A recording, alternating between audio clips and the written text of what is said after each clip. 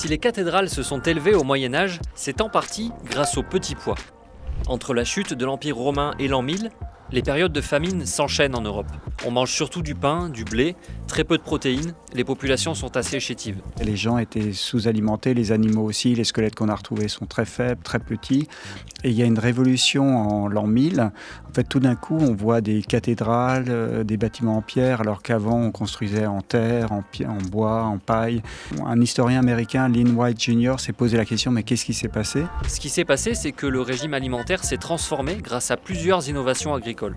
On réinvente notamment la charrue. En fait, on a réouvert des mines en 700. Le fer a de nouveau été utilisé et le soc, c'est-à-dire la lame qui attaque la terre, devient métallique et permet de creuser beaucoup plus profondément, notamment les sols plus durs et le bassin parisien, les sols plus lourds en fait, du nord de l'Europe.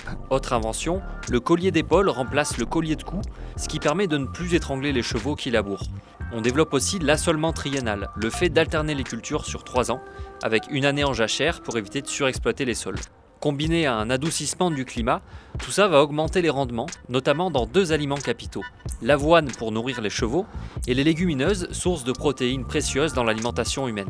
Donc, les ouvriers sont plus robustes, peuvent porter plus de poids sur les chantiers et les édifices sont de plus en plus imposants.